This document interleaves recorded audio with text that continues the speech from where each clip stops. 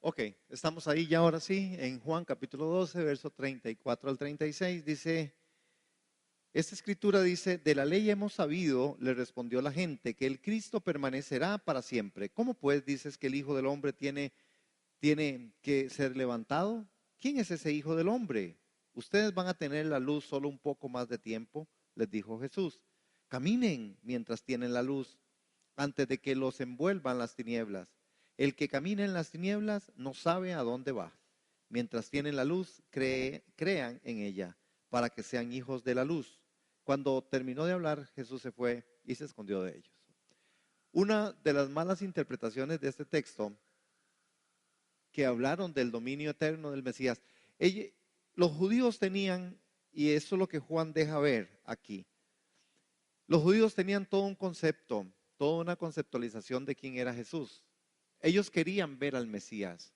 Es igual como nosotros nos está pasando hoy. Nosotros queremos ver a Jesús, pero hemos puesto a Jesús en un panorama, en una forma, en un cuadro, y ellos tenían un cuadro de Jesús. Ellos tenían un cuadro del Mesías. ¿Cuál era el cuadro? Vean lo que él les dice. Les respondió la gente, nosotros hemos oído de la ley que el Cristo permanece para siempre. Es decir, ellos dijeron, no, la ley dice, y nosotros hemos leído los escritos que dicen que el Cristo verdaderamente va a permanecer para siempre. No tiene por qué morir, porque porque va a tener que ser levantado. Entonces, aspectos de esto son los que a nosotros nos dejan y nos tienen que hacer reflexionar en esta noche. Y de esto vamos a compartir un buen espacio. Al morir Jesús en la cruz, pareciera que dentro de todo este contexto, para ellos esto iba a ser algo muy impactante y iba a ser algo de lo cual ellos no iban a poder creer. Esto era algo que no estaba. Así no se decía de Jesús. Así no se decía. ¿De dónde agarran ellos esto? Por ejemplo, alguien que me lea por favor Isaías 9:6-7 y el Salmo 89:4 y Daniel 7:14. Isaías 9:6-7 y Salmo 89:4.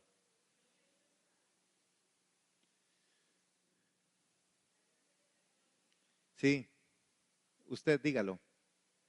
Sí, ok, sí, no importa. Se le dio autoridad, honra y soberanía sobre todas las naciones del mundo para que lo obedecieran los de toda raza, nación y lengua. Su gobierno es eterno, no tendrá fin, su reino jamás será destruido. Ajá, sí, Salmo, Iris. Estableceré a tus descendientes como reyes para siempre, se sentarán en tu trono desde ahora y hasta la eternidad. Ujú. Y Isaías 9:6-7. Sí, Carmencita. Pues nos ha nacido un niño, un hijo se nos ha dado, el gobierno descansará sobre sus hombros y será llamado Consejero Maravilloso, Dios poderoso, Padre eterno, Príncipe de paz. Su gobierno y la paz nunca tendrán fin, reinará con imparcialidad y justicia desde el trono de su antepasado David por toda la eternidad. El ferviente compromiso del Señor de los ejércitos celestiales hará que esto suceda. El celo del Señor hará eso. Muy bien. Veamos nosotros esto, hermanos, de esta manera.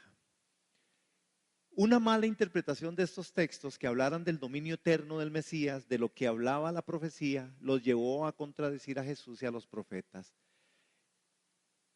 Yo creo que estamos llegando a un momento, y creo que como iglesia, y en la reflexión que yo hago de los 20 años de aquí del CED, yo digo, y hay algo que ahí lo puse ahí en algo que envié, pero otra de las cosas que yo creo en mi corazón es que llegó un tiempo en donde o creemos toda la Biblia o no creemos toda la Biblia. Porque nos está pasando, nos está, el enemigo se está aprovechando de esto. Sí. Y yo creo que como iglesia sí deberemos de tomar la batuta de decir, bueno, o creemos todo o creemos o no creemos todo. porque nos pasa mucho que a veces creemos partes. Esta gente les pasó esto. Vea qué dijeron ellos. Nosotros hemos oído de la ley que el Mesías dura para siempre, será eterno. Pero ¿qué? ¿Por qué no hicieron caso a Isaías 53? Isaías 53 decía, habla sobre esta otra parte donde se profetiza la muerte del Mesías. Pero no lo leyeron. Uno de los libros más queridos de los judíos, Isaías. Y no entendieron que el Mesías tenía que morir. Otro de los asuntos es, y entonces se le contradice, ¿cuándo es que nosotros contradecimos a Jesús también en este tiempo? Lo contradecimos cuando la palabra de Dios a nosotros nos trae a la reflexión sincera, clara, de lo que nosotros somos en Él y nosotros vivimos una vida como si nosotros no fuéramos hijos del Rey. Porque esto de hijos del Rey también se ha distorsionado, porque lo hemos tomado de una manera que no es la manera que la Escritura dice.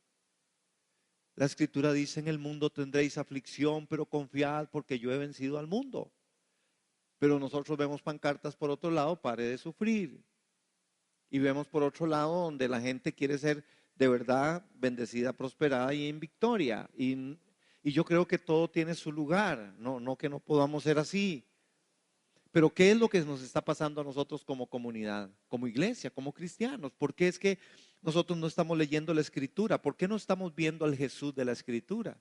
Estamos viendo un Jesús para ellos era un Jesús que de verdad les favorecía en alguna medida. Entonces querían sectorizar, querían tomar solo una parte y una forma de lo que realmente Jesús era. Ahora, una de las preguntas que aparece ahí en el texto, ¿verdad? En el que acabamos de leer, en este 12:34 al 36, vean, él dice: ¿quién es ese hijo de hombre? ¿Quién es ese hijo de hombre? Para ellos era otro tema, ¿verdad? La gente le dice: el Cristo permanecerá para siempre. Pero igualmente también ellos empiezan a hablar y dicen: ¿quién es este hijo del hombre? Nosotros sabemos quién es el hijo del hombre, ¿verdad? Bueno, el Hijo del Hombre es Cristo Jesús, el cual nos ha sido hecho por Dios sabiduría, justificación, santificación y redención. Eso está en 1 Corintios 1:30. Ahora, así miramos nosotros a Jesús. Ese es en algo en lo que Pablo en Corintios habla de Jesús. Él ha sido hecho por Dios sabiduría, justificación, santificación y redención. Por otro lado, Pablo agrega glorificación. Pero nosotros concibimos a Cristo así. Él es Cristo, el cual ha sido hecho por Dios. Sabiduría, justificación, santificación y redención. Ese es el Cristo que habita en mí. Ese es el Espíritu de Cristo en mí. Pero nosotros vimos o vemos en nuestra vida práctica cómo esto a veces no es lo correcto. Así no vemos a Jesús. Así, a Jesús lo vemos a veces de otra forma.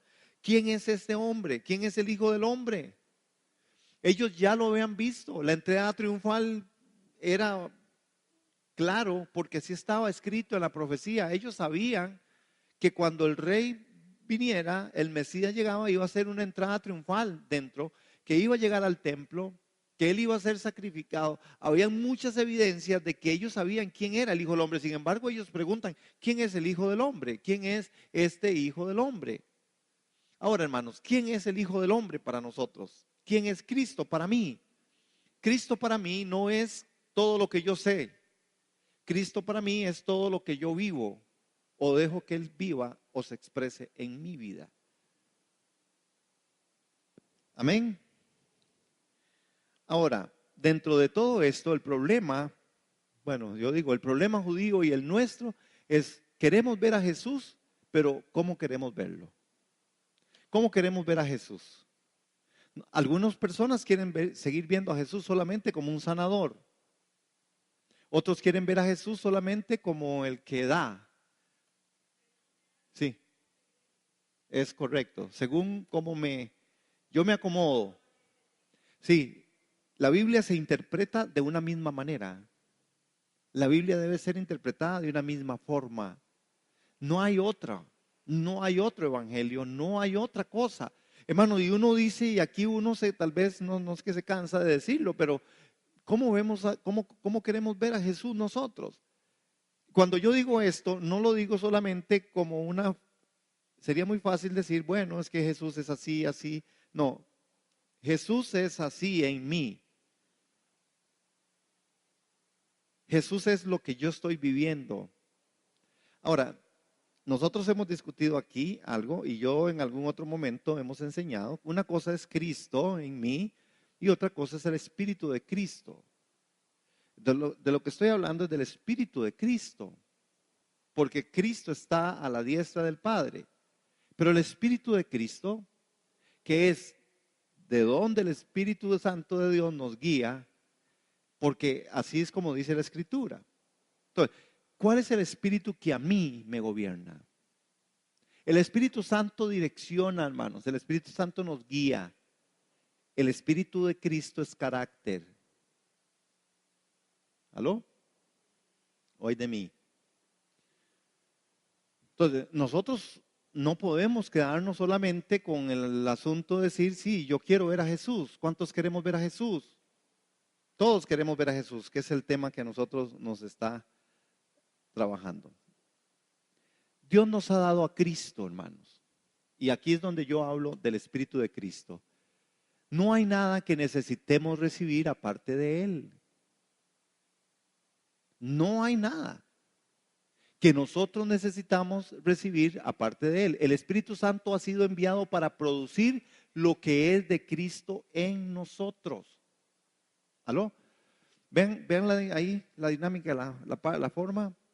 El Espíritu Santo viene y vino a nosotros para que de nosotros se pueda producir lo que es Cristo en nosotros, no para producir algo que está aparte o fuera de Él.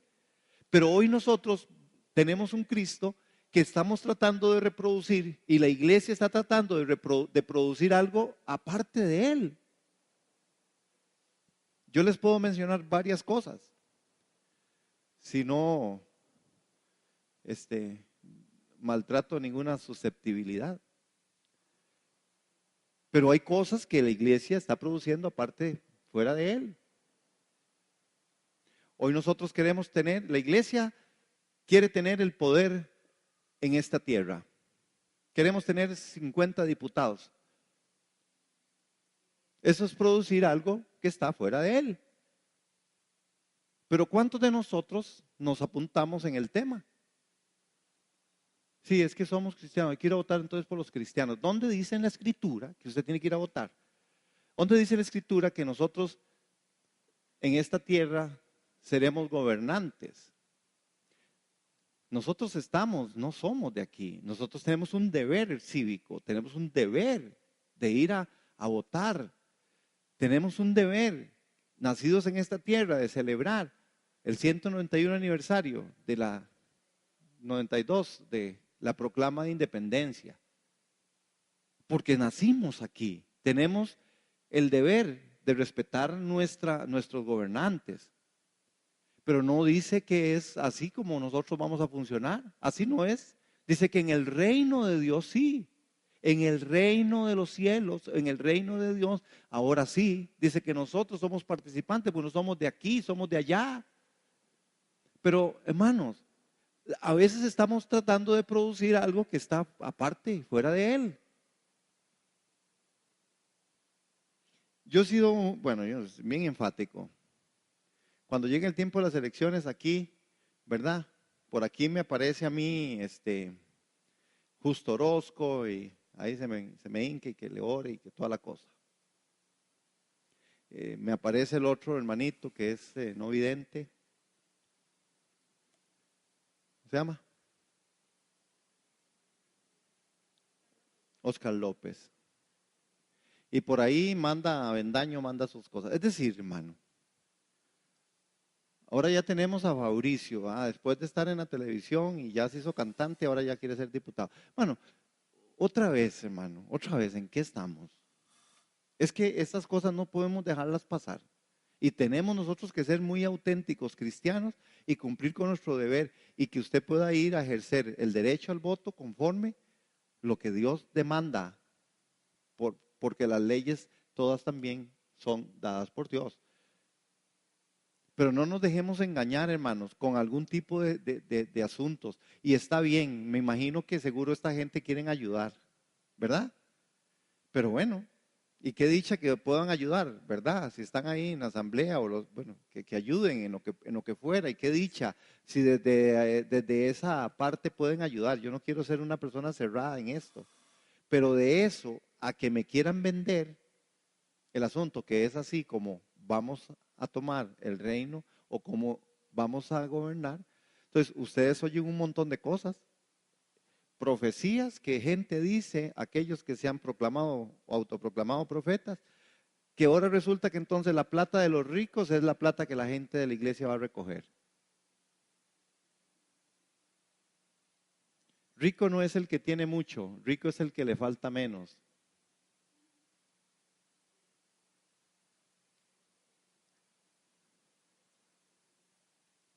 Pero nosotros pensamos que esa es la solución. Nosotros pensamos que la plata es la solución. Sí, pues por supuesto que nosotros en este mundo nos manejamos sobre ese alineamiento. Pero primero que todo tenemos que saber quién es Cristo y qué estamos produciendo en nosotros. Claro que necesitamos dinero, hermanos, claro. Y si queremos hacer ese baño más grande de las mujeres, necesitamos plata. Y si necesitamos dinero, es verdad. Es decir, no vamos a negar esos absolutos o esas verdades.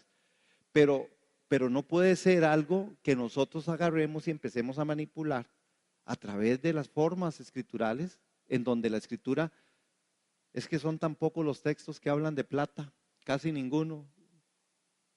Y el que más habla de plata específicamente es cuando Judas vendió al maestro por 38 monedas, 34 monedas. ¿Cuántas? Es que todo ha subido. Ahora en ese tiempo serían 4 más. Sí, va a seguir con 30. No, ya subió, vale 34. 30 monedas. Hermanos, pero entonces, Dios no nos ha dado a Cristo. No hay nada que necesitemos recibir aparte de Él. El Espíritu Santo ha sido enviado para producir lo que es Cristo en nosotros. Esa es la verdad de Dios. Y si queremos ver a Jesús, tenemos que ver a Jesús produciéndose en medio de nosotros. Que Él se produzca en medio de nosotros. No es otra cosa, no es para producir algo que está aparte o fuera de Él. Sí, hermano, los cultos, bendito el Señor. Sí, la alabanza, la adoración, bendito el Señor. Sí, la oración, el ayuno, bendito el Señor. Amén. Necesitamos ser gente que seamos muy proactivos en eso. Otro tema que aparece en Juan capítulo 12, que es el último segmento, es Juan capítulo 12, verso 37 en adelante. Vean qué interesante, hermanos, porque Juan a partir de ahí, a pesar, dice en Juan 12, 37 al 50, a pesar de haber hecho Jesús todas estas señales en presencia de ellos, todavía no creían en él. Así se cumplió lo dicho por el profeta Isaías. Señor, ¿quién ha creído a nuestro mensaje y a quién se ha revelado el poder del Señor? Juan empieza, y cuando Juan inicia, empieza a citar a Isaías. Y dice que Isaías está hablando de Jesús en Isaías 61:1, ¿verdad? Es ese texto que está ahí. Interesantemente, hermanos, y no podemos dejar pasar esto, porque la confusión que tuvieron estos hombres, ¿verdad? De una mala interpretación en los capítulos del verso 34 al 36, ¿verdad? Y ahorita vamos a ir ahí. Tenemos que verlo de esta manera, hermanos. Vean que hay algo en lo que ahora Juan, a partir de estos versos, empieza a hablar él algo. Y yo no sé si ustedes han leído ese texto que acabamos de leer. A mí me impacta poderosamente esta última parte en donde dice, en el verso 36, de lo que estábamos en 12:36, ¿qué dice? Vean, mientras tienen luz, crean en ella para que sean hijos de la luz. Cuando terminó de hablar,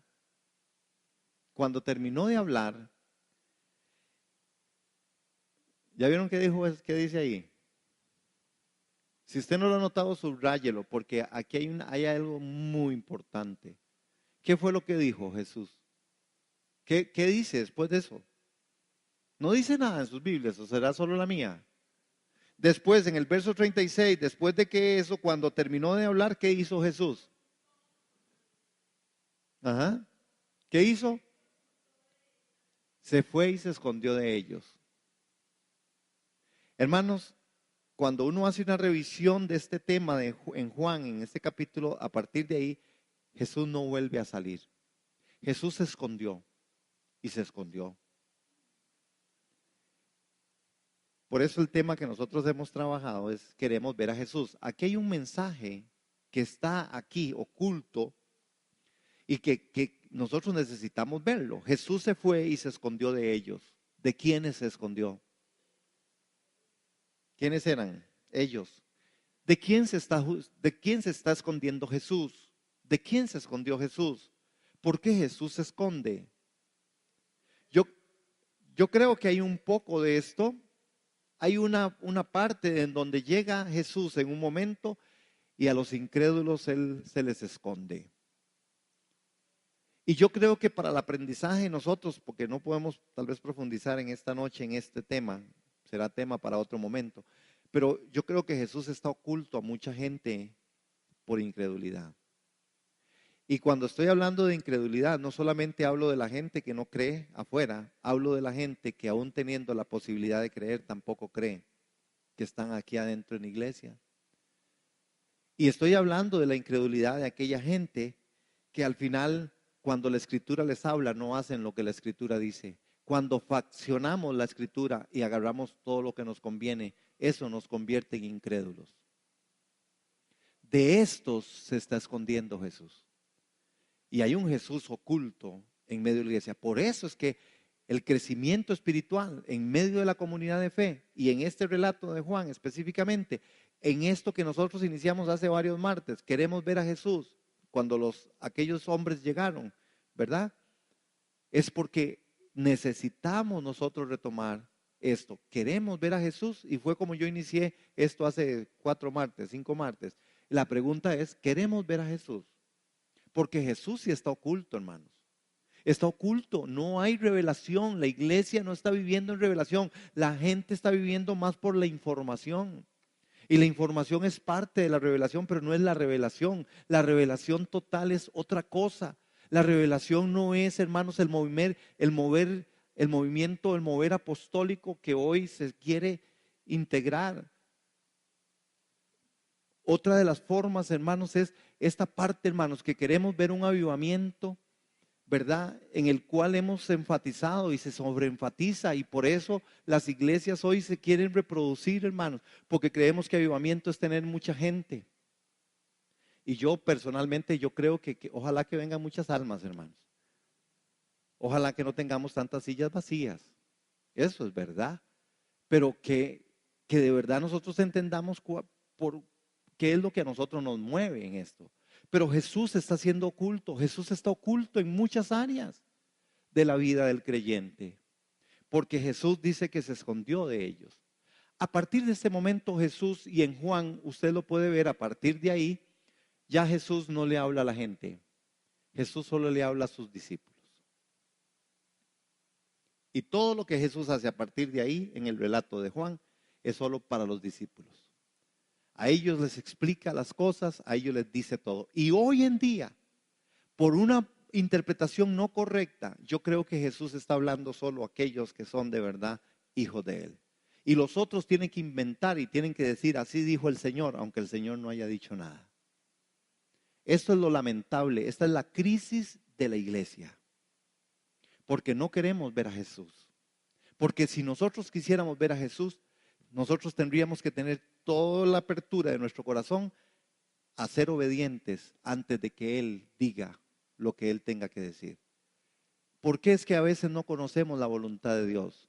Porque no estamos tan dispuestos a hacerla. Y Dios no da más de lo que usted pueda sobrellevar. A veces yo sí quiero hacer la voluntad de Dios. ¿Qué es la voluntad de Dios? Correcto. Sí, dice que cuando se esconde de ellos para que se cumpla lo que el profeta había dicho. Es que otra vez el Espíritu de Cristo en nosotros hace que la profecía tenga lugar, pero es el Espíritu de Cristo. Aló, no es lo que alguien dijo. Ya la profecía fue cerrada, hermanos, no hay más. Está cerrado, el canon bíblico se cerró, la escritura se cerró, está cerrada. Cualquier otra cosa no es palabra de Dios. La palabra de Dios es la que está escrita. Entonces nos confundimos cuando hablamos de vino fulano de tal que es profeta y dijo un poco de cosas. Y al final, hermano, eso ni dice la escritura, ni tiene fundamento, o algunos recitan algún tipo de texto y lo acomodan, hermano. Y esto no está bien, pero la gente lo recibe. La gente está como loca por eso, hermanos. Hay una comezón de oír. Y hemos tenido tantos problemas por esto. ¿Por qué? Porque si nosotros nos enfocáramos en lo que la Escritura dice, nosotros queremos ver a Jesús. Por eso la pregunta es, ¿quién quiere ver a Jesús? Estas gentes, las señales en presencia de ellos, no creían, hermanos. Se cumplió lo dicho por el profeta Isaías: Señor, ¿quién ha creído a nuestro anuncio, a nuestro mensaje? ¿Y quién se ha revelado el poder del Señor? Por eso no podían creer, pues también había dicho Isaías: les ha cegado los ojos, endurecido el corazón, para que no vean con los ojos, ni entiendan con el corazón, ni se conviertan, y yo los sane. Es verdad. Pero aunque habían hecho tantas señales, ellos no creían. Es lo mismo hoy. Dígame, ¿qué estamos esperando más nosotros para creer en algo más? ¿Qué no ha hecho Jesús por nosotros? Pero nosotros siempre queremos algo más, aunque ya lo tenemos todo. En el futuro, la vida eterna. Hoy, el gozo de salvación en medio de nosotros. El Espíritu de Cristo, el Espíritu Santo, la palabra. Bueno, tenemos tantas cosas, pero es lo mismo. Como cuando usted llega a su closet. Tiene tanto que no sabe qué ponerse. Y entonces termina usted renegando y diciendo: no tengo nada. O no, qué pereza, no sé qué ponerme. Así es siempre. Entonces, hermanos, ahora, interesantemente, y lo que dice doña Vivian, muchos de los gobernantes creyeron en él, muchos, pero por causa de los fariseos no lo confesaban, hermanos. ¿Por qué? Bueno, para no ser expulsados de la sinagoga, porque amaban más el reconocimiento de los hombres que el reconocimiento de Dios. Eso está en 12:44. Es más, léalo ahí. ¿Qué es lo que Jesús dijo? Jesús habla de eso. Jesús exclama ahí y dice: el que cree en mí no cree en mí, sino en aquel que me ha enviado. Y el que me ve, ve al que me ha enviado. ¿Cómo es que Jesús está diciendo esto? ¿Qué es lo que Jesús nos está dando? ¿Cuál es el mensaje aquí? El que cree en mí no cree en mí, sino en aquel que me ha enviado. 12:44. Y el que me ve, ve al que me ha enviado. Yo, la luz, he venido al mundo para que todo el que cree en mí no permanezca en tinieblas. Si alguno oye mis palabras y no las guarda, yo no lo juzgo, porque no vine a juzgar al mundo, sino a salvarlo. El que me rechaza y no recibe mis palabras tiene quien lo juzgue. La palabra que ha hablado, esa es la que juzgará en el día final. Porque yo no he hablado por mi propia cuenta, sino que el Padre mismo me ha enviado y me ha dado mandamientos sobre lo que he de decir y lo que he de hablar. Y sé que su mandamiento es vida eterna. Por eso lo que hablo, lo hablo tal como el Padre me lo ha dicho. Ah, qué autoridad. Pero ¿dónde está la autoridad de Jesús? En estar bajo autoridad. Y si yo no estoy bajo autoridad, yo no tengo autoridad. Y aquí es donde tenemos toda la descomposición social que se nos ha venido encima. ¿Quién manda aquí? ¿Quién es el que está en autoridad? Bueno, entonces todas las discusiones familiares había así por haber en un desorden espantoso. Porque el que es cabeza se convirtió en cabezón, porque la otra ya es un monstruo de dos cabezas, todo el mundo manda, los carajillos mandan, la mujer manda. Y Dios dice: ahí yo ni me meto. Ahí cuando se arreglen y les amanezca, voy a ver si logro venir. Porque se dice, hermano, y entonces los dolores, los sentimientos, las formas, la parte emocional, sentimental, hermano, nos ha llevado, y entonces levantamos banderas de todo lado, falsas profecías, Se empiezan a levantar personas, hermanos, que dicen cosas, se levantan iglesias con énfasis que no tienen nada que ver con la escritura y se ha hecho un adefesio espantoso y horripilante. Y al final, hermanos, el que gana es el otro. El enemigo sale victorioso. ¿Sí? Ahora, estos gobernantes, y vea lo que Jesús exclama: el que cree en mí no cree en mí, sino en el que me ha enviado. Entonces, ¿queremos ver a Jesús? Sí, queremos ver a Jesús. Entonces, si dice, yo no puedo ir al Padre si no es por Él. Pero también Jesús habla de que es el Padre el que los trae, que no puede ser nadie más que el Padre. ¿Quién es el que va a revelar al Hijo? ¿Quién revela al Hijo?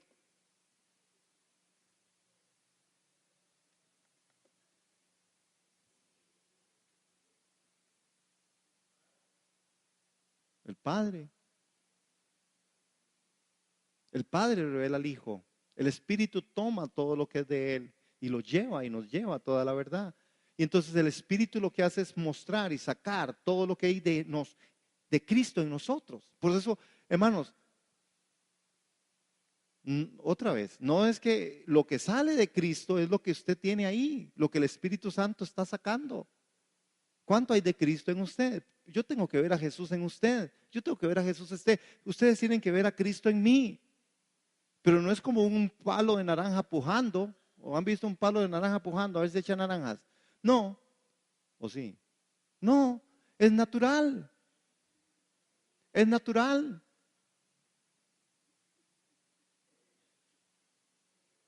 Pero a veces hay cristianos tratando de pujar para que Cristo se vea.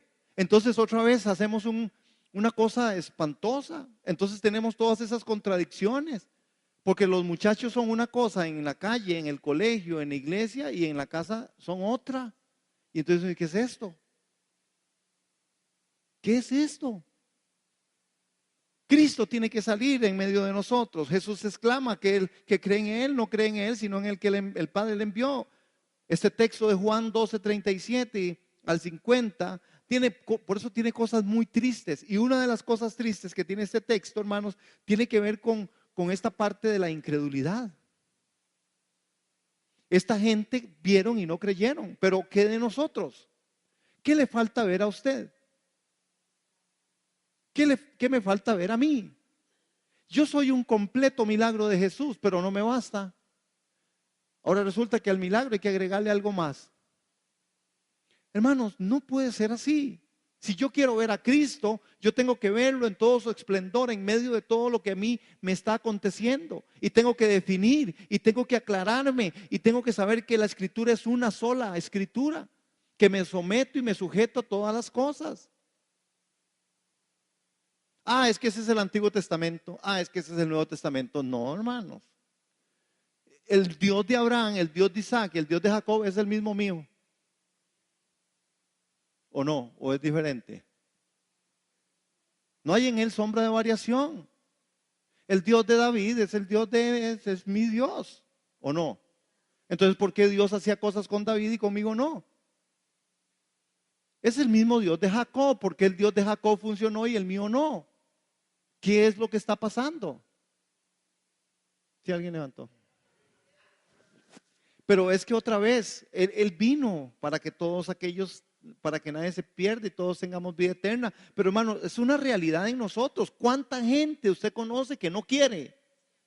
No es que no puede, es que no quiere, es que no quiere, hermano. No, pues nosotros estamos en la misma posición, nosotros estamos como los judíos, en una falta de interpretación, en una mala interpretación de las escrituras. Y nuestro Dios a veces es un Dios rarísimo. Queremos meter a Dios en medio de lo que nosotros creemos. Por eso hay un montón de gente, hermano, que está tratando de meter a Dios en sus cápsulas, en sus cosas, y al final no le funciona. Y entonces es un Dios así. Si me da, es mi Dios, si no, no. Entonces empezamos a oír esas deficiencias que se dan, hermano. Si usted da, usted el Señor le va a dar. Sí, es verdad. Es verdad que usted tiene que darle a Dios porque la palabra de Dios dice que usted tiene que dar. No es porque usted dando va a obtener. Es porque si usted da, al final hay un resultado. Si usted siembra la semilla, usted recoge el fruto. Pero es tan difícil eso. Lo que pasa es que han tratado y han tenido que manipular y manipulan. Dice, sí, porque si yo me tengo una meta de, no sé, 160 millones o 260 millones, que por ahí es donde andan cifras de la gente en ese tiempo, que todas las emisoras están en maratón y que ese tiempo yo descanso de las emisoras esas. Porque todas están, Faro, y la otra, y la televisión, todo mundo está. Y todavía aquí en el CED dicen que traigo un regalo para el CED. Eso está por completo. Hermanos, pero el punto está en esto. Hermanos, pero en esto hay cosas tristes. Ahora, asegurarse de conocer y aceptar la verdad. Jesús y Juan no nos dicen cosas tristes para dejarnos tristes, ¿verdad? Nos dicen cosas tristes para alegrarnos al final, porque Jesús es así. Entonces, ahí está nuestro Jesús, ahí está nuestro Dios. Ahora, las declaraciones oscuras en la Biblia, hermanos, se dan por causa o por amor para que la luz salga. Jesús decía, yo soy la luz. El que viene a mí no andará en tinieblas. Hermano, yo sé que hay una discusión de siglos con respecto a estos asuntos, de quién es y quién no. Yo digo otra vez, hermanos, no podemos nosotros empezar a perdernos en el caminar. Si usted está en Cristo, camine estando en Cristo. ¿Por qué nosotros nos preocupan otras personas? Es parte de nuestro egoísmo. Nos preocupan porque son nuestras familias. Y si no fuera nuestra familia, nos preocuparía tanto. No todo mundo tiene, a esto se les llama pasión, tener pasión por las almas. Pero Cristo, el Espíritu de Cristo en mí sí va a funcionar así. Hermano, ¿cuánto hace que usted no evangeliza? ¿Cuál fue la última persona que usted le habló de Jesús? ¿Cuántas personas usted ha traído aquí a la iglesia? ¿Cuánto se propone usted ir y evangelizar y decir a su vecino, a su familia, vamos a la iglesia? Y poder inducirlo.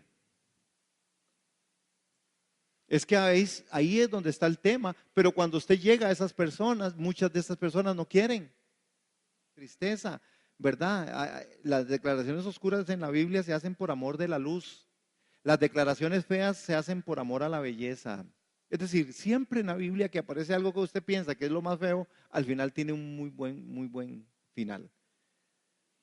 Hermanos, ese contexto de 12:37 tiene que ver con la incredulidad de Israel y la sentencia de que son ciegos los que no pueden ver a Dios. Y en un momento vamos a llegar tal vez a ese punto en donde realmente Isaías 61:1, ¿quién lo leyó?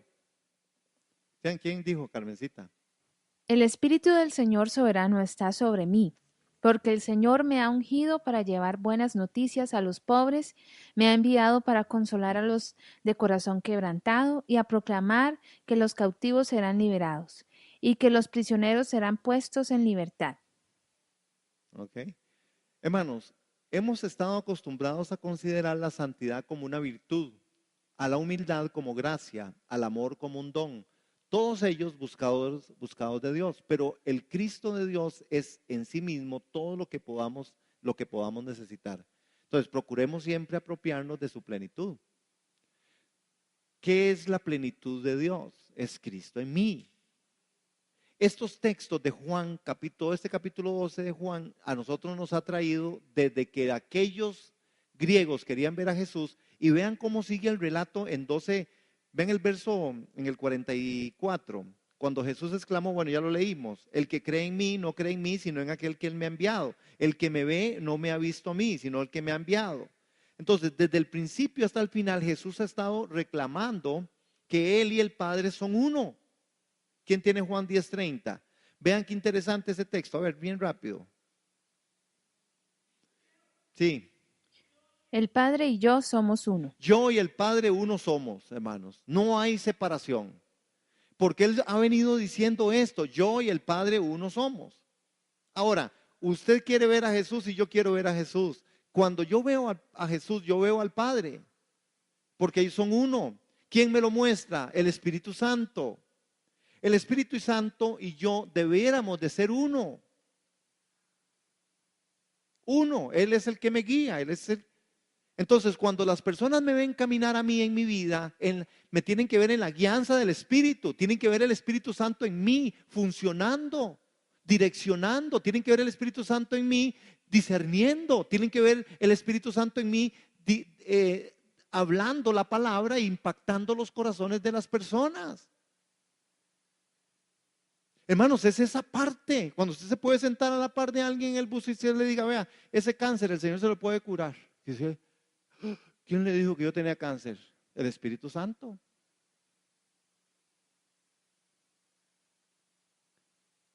El Espíritu Santo lo sabe todo. Pero nosotros, hermanos, a veces eso no lo creemos. Dios es el mismo. Es el mismo que guió a aquellos hombres de antaño. Es el mismo Dios de Pablo, hermanos. Pero nosotros somos súper admiradores de Pablo. ¿Por qué no nos admiramos un poquito más nosotros? Es que nosotros sí estamos en un proceso, bendito proceso de Dios, también bendito, pero que al final, hermano, nosotros nos hemos quedado en las aguas tibias. Nosotros no queremos ver a Jesús a veces y no queremos verlo en todo, hermano. Porque si yo lo miro en todo, yo me levanto en el nombre de Jesús y me paro en el poder de su Espíritu Santo y reacciono en medio de mi vida. Sí, hermano, que somos débiles y yo más que todos ustedes. ¿Qué cosas nos cuestan? Nos cuestan, y a mí más que todos ustedes. ¿Qué hay cosas en las que nos desinflamos? Sí, también es verdad. Pero también es verdad que tenemos que pararnos y si queremos ver a Jesús, queremos verlo y tenemos que verlo en las circunstancias, en las situaciones, hermanos. Los últimos 3 versículos, el énfasis cae sobre las palabras de Jesús, el mandamiento de Jesús y el resultado de la salvación y la vida eterna para que se escuchaban, aceptaban estas palabras como la ventana hacia la luz de Jesús. Vean 47 al 50, ¿qué dice? Ese es el que habla de si alguno oye mis palabras. ¿Qué dice ahí? Sí, por favor. Si alguno oye mis palabras y no las guarda, vean Jesús quitándose en medio del tema. Yo no lo juzgo, dice él. ¿Quién entonces juzga? La palabra.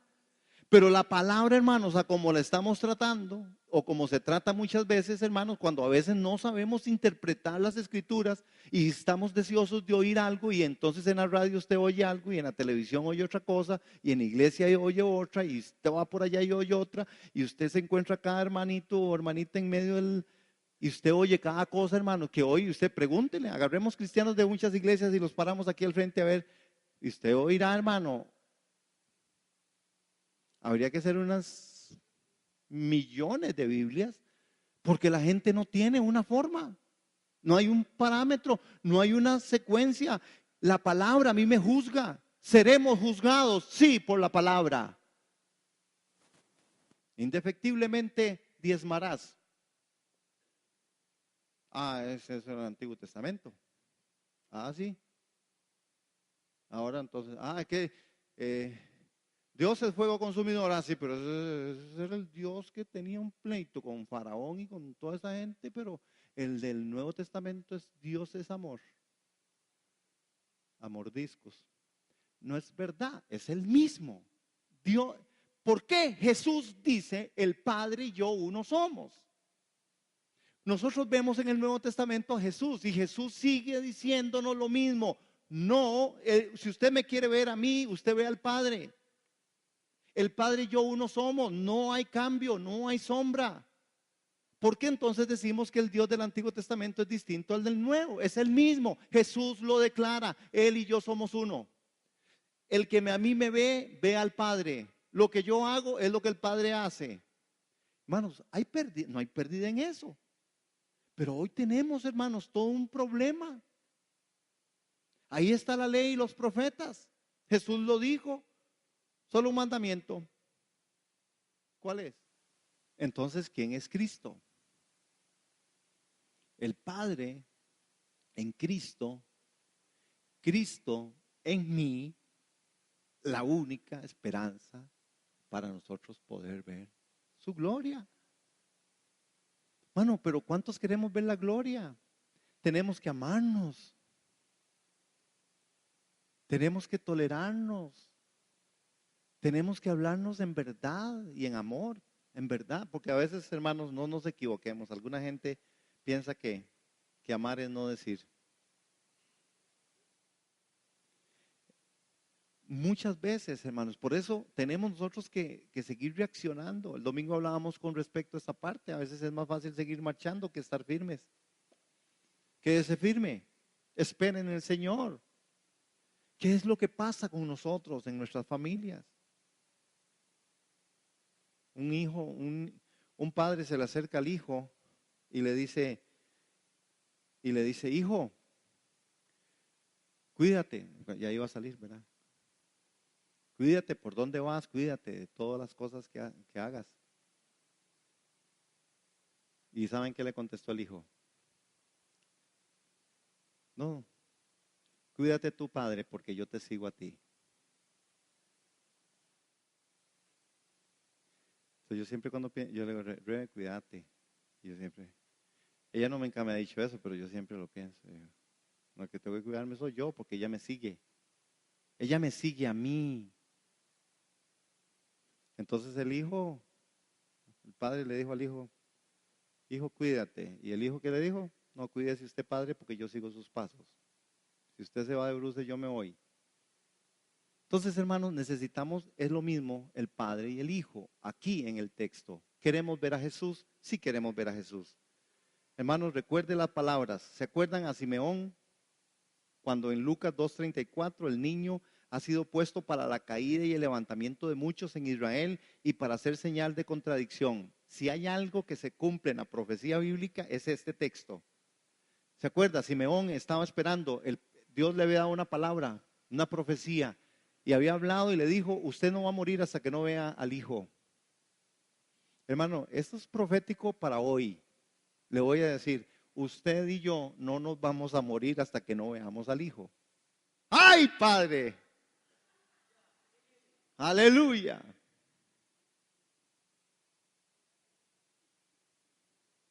Los acabo de despertar. Que algunos están haciéndome como así. Usted y yo no vamos a morir hasta que no veamos al hijo. Usted y yo no nos vamos a quitar del camino hasta que Cristo no sea revelado en nosotros. Usted y yo seguiremos de cabezones hasta que no impongamos a Cristo como cabeza. Usted y yo no vamos a reaccionar hasta que Cristo en nosotros no se haga esperanza y gloria. La manifestación de la gloria de Dios, hermanos, le dijeron, Simeón, usted no se va a morir hasta que vea al niño. Y cuando este hombre vio al niño, él dijo, ahora sí, llegó mi hora, llegó mi tiempo, hermanos. Hermanos, y si hay algo que ha sucedido con Cristo, es que el levantamiento para muchos y señal de contradicción ha sido por siempre. Hasta el día de hoy, Cristo sigue siendo un asunto, hermanos, de tropezadero. Solo predique usted a Cristo. Prediquemos de la cruz, hablemos solo de Cristo. Y yo le digo de qué tamaño va a tener su iglesia. Tengo 20 años de estar aquí. Yo he visto pasar gente, hermano. En estos 20 años yo no quiero exagerar. Aquí seríamos unos bajito, unas 500 personas, 600 personas. Pero quien quiere a Cristo y a este crucificado. Quien quiere una teología del sufrimiento. Quien quiere pagar el precio, poner su vida. Cuesta, hermano. Pero bueno, este hombre, y ya tengo que ir terminando, este hombre ahí, el niño que había sido nacido, y las palabras de Juan en el primer capítulo, ¿se acuerdan? A lo suyo vino y los suyos no lo recibieron. Hermanos, el ministerio de Jesús comienza con este anuncio y ahora su ministerio público termina con una explicación en Juan 12:27 al 43. Y la explicación es clara, hermano, el plan del gozo para el mundo. Está Juan diciendo, y ahora en el capítulo 13 se enfoca en las últimas horas de la vida de Jesús y su muerte y su resurrección. Y todo lo que necesitamos ver ahora es que este final catastrófico y glorioso de la mejor vida jamás vivida se debió a la incredulidad del pueblo en el que Jesús le hizo señales, prodigios y milagros. Hermano, y se repite la historia El Espíritu de Cristo está en mí. El Espíritu Santo habita en mí por la fe. ¿Y qué hago yo con todo esto? ¿Cómo nos cuesta estudiar las Escrituras? ¿Cómo nos cuesta orar? ¿Cómo nos cuesta, hermanos, congregarnos? ¿Cómo nos cuesta amarnos? Hay un montón de cosas, hermanos, que nos cuesta. Necesitamos pararnos firmes en la brecha, orar, hermanos, buscar el rostro del Señor y saber que Dios está ahí en medio de nosotros. Jesús fue crucificado por venir a lo suyo y los suyos no lo recibieron. Este texto, para los que son buenos calvinistas, se les puede enredar un poco el tema y se tienen que agachar y todo y casi se caen y todo. ¿Por qué? Porque a lo suyo vino y los suyos no le recibieron. Entonces, ¿quiénes son los de él? Los que le recibieron. Hermanos, yo creo que sí queremos ver a Jesús. Así que queda claro que Dios planteó la incredulidad de muchos en Israel. Hermano, y nosotros no podemos y no debemos menospreciar en ninguna forma, en ninguna medida, que de verdad Cristo y por su Espíritu está haciendo cosas que si nosotros no las logramos discernir y entender, nosotros vamos a quedar frustrados, hermano. ¿Quién entiende hoy situaciones tan adversas en medio de las vidas? ¿Quién podría entenderlo? Pero queremos ver a Jesús, necesitamos verlo ahí, aquí, allá, cuando hay, cuando no hay, el Cristo de la Biblia completa.